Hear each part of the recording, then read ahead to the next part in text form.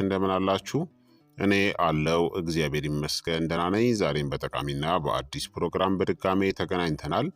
በዛሬው የጤና ፕሮግራማችን ላይ የምንመለከተው ጤናማ ሆናችሁ ለመቆየት ልትመገቧቸው የሚገቡ 10 ምርጥ ቶፕ የሆኑ ምግቦችን በዚህ ቪዲዮ ላይ እነግራችኋለሁኝ። ይህ የጤና ትምህርት ታዲያ ለበርካታ ሰዎች በጣም ጠቃሚና አስተማሪም ስለሆነ ሁላችሁም በቅንነት ላይክ እና ሼር በማድረግ ሌሎችንም አስተምሩ። ጥያቄ ካላችሁ በኮመንት ላይ አስፍሩልኝ። በቀጥታ ወደ ጤና ትምህርታችን የማልፍ ይሆናል። አንደኛ የወይራ ዘይት ነው፣ ኤክስትራ ቨርጂን ኦሊቭ ኦይል የምንለው። ጤናማ ሆኖ ለመቆየት የወይራ ዘይት በአመጋገባችሁ ውስጥ ልታካትቱ ይገባል። ምክንያቱም ለብዙ የረጅም ጊዜ በሽታዎች ዋነኛ መንስኤዎችን በንቃት የሚዋጉ የመከላከያ ውህዶችን በውስጡ አቅፎ ይዟል። የልብና የደም ስር ስርዓትን ጤናማም ያደርጋል። የወይራ ዘይት መጥፎ ኮሌስትሮልን በመቀነስ ጥሩ ኮሌስትሮል እንዲጨምር የሚያደርጉ ሞኖ አንሳቹሬትድ ቅባቶች በተለይም ኦይሌክ አሲድ አሉት።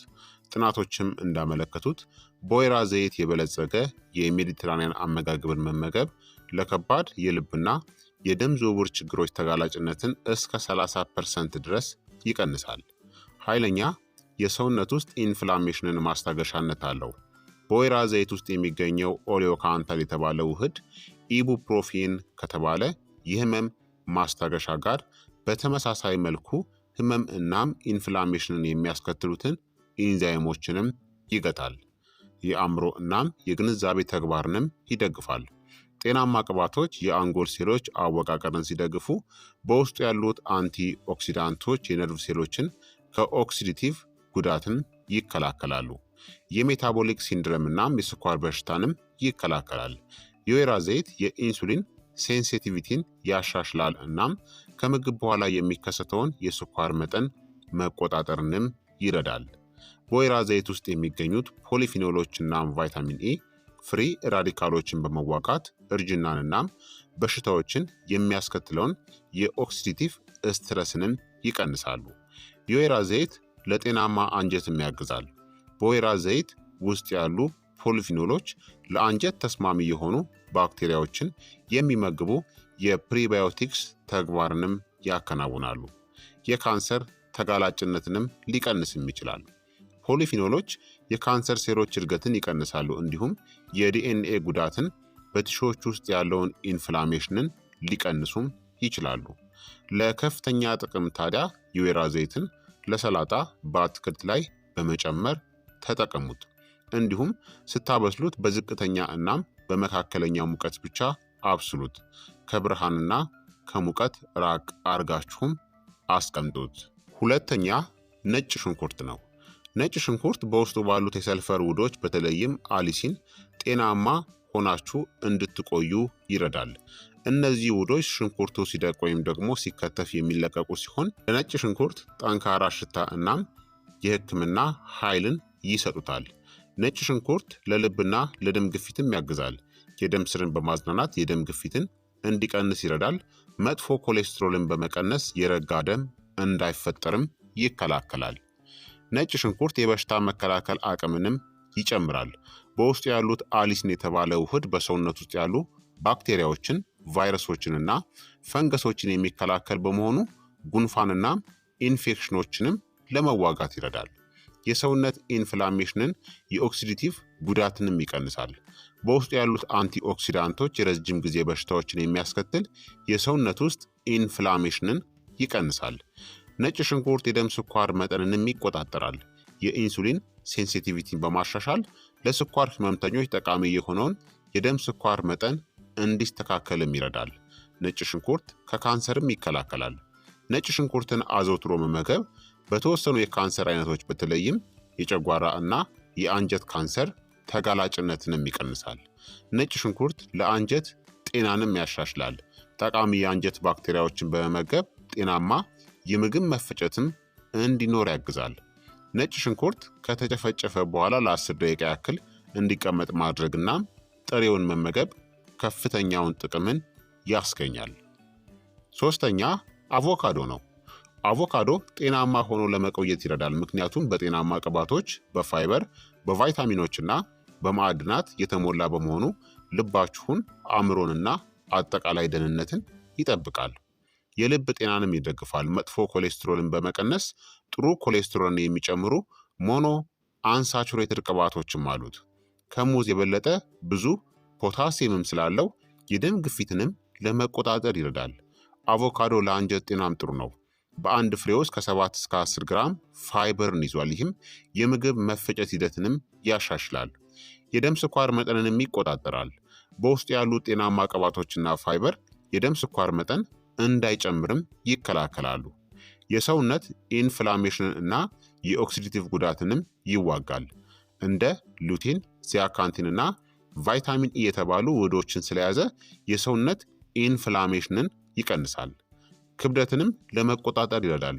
የቅባትና የፋይበር ውህደት ጨጓራን ለአንድ ጊዜ መሙላት የሚችል በመሆኑ ከመጠን በላይ እንዳትበሉም ይከላከላል። አቮካዶ ለአእምሮ እናም ለአይንም ያግዛል። ሉቴን እናም ጤናማ ቅባቶች የአንጎል ተግባርን በማሻሻል ከእድሜ ጋር ተያይዞ የሚመጣ የአይን በሽታንም ይከላከላሉ። በየቀኑ ግማሽ ወይም ደግሞ አንድ ትንሽ አቮካዶን በሰላጣ ወይም በሙሉ የስንዴ ዳቦ ላይ ቀብታችሁ ብትመገቡ ተመራጭ ነው። አራተኛ በግጦሽ ያደገ የከብት ጉበት ነው። በግጦሽ ያላደገም ከሆነ ትችላላችሁ፣ ግን እሱ ቢሆን ደግሞ ሞሮፍ ተመራጭ ነው። የግጦሽ የከብት ጉበት በምድር ላይ ካሉ እጅግ በጣም ጠቃሚ ምግቦች ውስጥ አንዱ በመሆኑ ጤናማ ሆኖ ለመቆየት ይረዳል። እጅግ በጣም ከፍተኛ የአመጋገብ ይዘት አለው። ለአይን፣ ለቆዳ እናም በሽታ የመከላከል አቅምን የሚጠቅም በቫይታሚን ኤ ወይም ደግሞ ሬቲኖልን ይዟል። ቀይ የደም ሴሎችን ለማምረት እናም ለነርቭ ጤና የሚጠቅም በቫይታሚን ቢ12ም የበለጸገ ነው። በግጦሽ ያደገ የከብት ጉበት የብረት ወይም ደግሞ የአይረን ምንጭም ነው። በቀላሉ በሰውነት የሚዋሃድ የሄሜ ብረትን በውስጡ ስላለው የብረት እጥረት የደም ማነስንም ለመከላከል ይረዳል።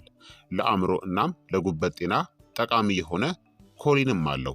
ኮሊን ለነርቭ አስተላላፊዎች ምርት የሚጠቅም ሲሆን ስባማ የጉበት በሽታንም ይከላከላል።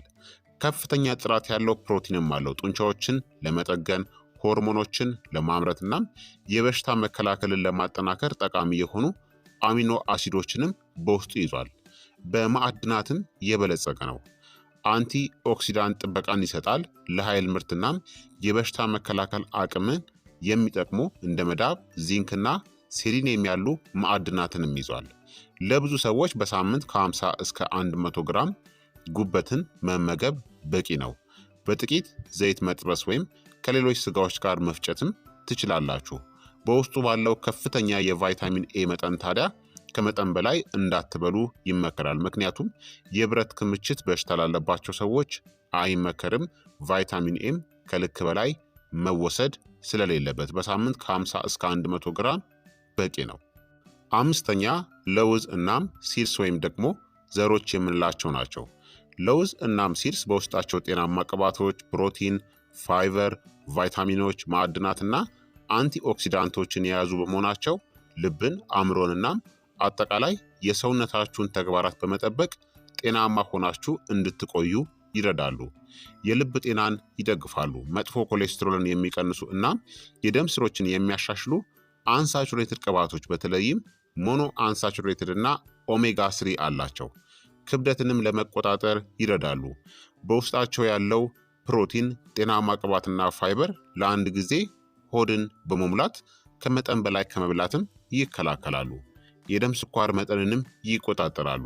ፋይበሩ እናም ጤናማ ቅባቶቹ የደም ስኳርን እንዳይጨምር ይከላከላሉ። ለአእምሮ ድጋፍንም ይሰጣሉ። በውስጣቸው ያሉት ኦሜጋ 3 እና ቫይታሚን ኢ የአንጎል ሴሎችን ከጉዳት በመጠበቅ የማስታወስ ችሎታንም ያሻሽላሉ። የሰውነት ኢንፍላሜሽንን፣ የኦክሲዲቲቭ ጉዳትንም ይከላከላሉ። በፖሊፊኖሎች፣ ቫይታሚን ኤ እናም በሴሊኒየም የበለጸጉ በመሆናቸው ስር የሰደደ የሰውነት ብግነት ወይም ደግሞ ኢንፍላሜሽንን ይቀንሳሉ። በየቀኑ አንድ እፍኝ ወይም ደግሞ 30 ግራም ገደማ ጥሬ ወይም በትንሹ የተጠበሰ ለውዝን መመገብ፣ የተለያዩ ለውዞችን መመገብ አለባችሁ። እንዲሁም ደግሞ እንደ የዱባ ፍሬ፣ ተልባ እና ቺያ ሲድስን ለመመገብ ሞክሩ። ስድስተኛ የቤሪ ፍሬዎች ናቸው። እንደ እንጆሪ እናም ሌሎች የቤሪ ፍሬዎች በውስጣቸው ባሉት አንቲኦክሲዳንቶች፣ ቫይታሚኖች፣ ፋይበር እና የእጽዋት ውህዶች ምክንያት ጤናማ ሆናችሁ ለመቆየት ይረዳሉ። የአንቲኦክሲዳንት ጥሩ ምንጭ ናቸው። በውስጣቸው ያሉት አንቶሲያኒን፣ ቫይታሚን ሲ እናም ፖሊፊኖሎች የሴል ጉዳትን በመከላከል እርጅናንም ያዘገያሉ። ለልብ ጤናም ያግዛሉ። አንቶሲያኒኖች የደም ስሮችን ችሎታ በማሻሻል የደም ግፊትንም ይቀንሳሉ። የደም ስኳር መጠንንም ይቆጣጠራል። ጣፋጭ ቢሆኑም የቤሪ ፍሬዎች የደም ስኳር መጠንን እንዳይጨምር የሚከለክል ፋይበርን ይይዛሉ። ለአእምሮ እናም ለማስታወስም ይረዳሉ። በብሉቤሪ እናም እንጆሪ ውስጥ ያሉት አንቲኦክሲዳንቶች የነርቭ ሴሎችን በመጠበቅ የማስታወስ ችሎታንም ያሻሽላሉ። በየቀኑ ከ1 እስከ 2 ኩባያ ትኩስ ወይም ደግሞ የቀዘቀዙ ቤሪዎችን እንደ እንጆሪ፣ ብላክቤሪ እናም ራስቤሪን በለስላሳ መጠጦች፣ በእርጎ ወይም ደግሞ በቁርስ ላይ በመጨመር ብትመገቡ ተመራጭ ነው። 7ኛ ጥራጥሬዎችን ነው። ለምሳሌ ምስር፣ ቦለቄ እናም ሽምብራ። እንደ ምስር፣ ቦለቄ እና ሽምብራ ያሉ ጥራጥሬዎች በውስጣቸው ባላቸው የፕሮቲን፣ የፋይበር፣ የማዕድናትና የአንቲ ኦክሲዳንት ይዘት ምክንያት ጤናማ ሆናችሁ ለመቆየት ይረዳሉ። የልብ ጤናን ይደግፋሉ። በውስጣቸው ያለው ፋይበር መጥፎ ኮሌስትሮልን ይቀንሳል። የፕሮቲን ጥሩ ምንጭም ናቸው።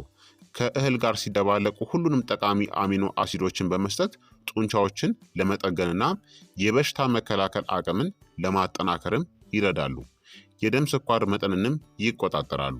በውስጣቸው ያለው ከፍተኛ ፋይበር የምግብ መፈጨትን በማዘግየት ከምግብ በኋላ የደም ስኳርም እንዳይጨምርም ይከላከላል። ለአንጀት ጤናም ያግዛሉ። ፋይበሩ ጠቃሚ የአንጀት ባክቴሪያዎችንም ይመግባል። ክብደትንም ለመቆጣጠር ይረዳሉ። የፕሮቲንና የፋይበር ውህደት ለአንድ ጊዜ ሆድን ስለሚሞላ ከመጠን በላይ እንዳትበሉም ይከላከላል። በየቀኑ 1 ኩባያ የበሰለ ጥራጥሬዎችን በሾርባ፣ በወጥ፣ በሰላጣ ውስጥ ብትመገቡ ተመራጭ ነው። 8ኛ ሳልመን እና ሌሎች ቅባታማ አሳዎች ናቸው።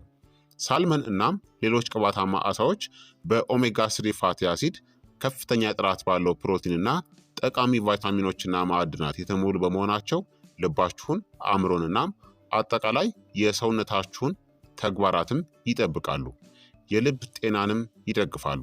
በውስጣቸው ያሉት ኦሜጋ 3 እንደ ኢፒኤ እናም ዲኤችኤ የደም ቅባቶችን ወይም ደግሞ ትራይግሊሰራይድን በመቀነስ የደም ስሮችንን ኢንፍላሜሽንን ይቀንሳሉ። ለአእምሮ ጤናም ያግዛሉ። ዲኤችኤ ለአእምሮ እናም ለአይን ቁልፍ የሆነ ስብ ስለሆነ የማስታወስ ችሎታን ያሻሽላል። የሰውነት ኢንፍላሜሽንንም ይቀንሳሉ። ኦሜጋ 3 ስር የሰደደ የሰውነት ኢንፍላሜሽንን በመቀነስ የአርትራይተስ እናም የመገጣጠሚያዎችን ጤና ለማስተዳደርም ይረዳል። ለአይን ጥበቃም ይሰጣል። ዲኤችኤ ሬቲናን በመጠበቅ ከእድሜ ጋር ተያይዞ የሚመጣ የአይን በሽታንም ይከላከላል። በሳምንት 2 ጊዜ ከ100 እስከ 150 ግራም ሳልመን፣ ሰርዲን፣ ትራውት ወይም ደግሞ ማክሬል አሳን ብትመገቡ ተመራጭ ነው። 9ኛ ቅጠላማ አትክልቶችን ነው። እንደ ስፒናች፣ ጎመን እና የሞሪንጋ ቅጠሎች ያሉ ቅጠላማ አትክልቶች ጤናን በሚደግፉ ንጥረ ነገሮች የተሞሉ ናቸው። በውስጣቸው ያሉት ቫይታሚን ኤ፣ ሲ፣ ኬ እና ፎሌት አይናችሁን፣ ቆዳችሁን ጤናማ እንዲሆንና የበሽታ የመከላከል አቅማችሁም እንዲጠናከር ያግዛሉ። እንደ ብረት፣ ካልሲየም፣ ማግኒዥየም እና ፖታሲየም ያሉ ማዕድናት ደግሞ አጥንቶችን ያጠናክራሉ፣ የጡንቻዎችን ተግባርም ይቆጣጠራሉ፣ እንዲሁም የደም ግፊትንም ለመቆጣጠር ይረዳሉ።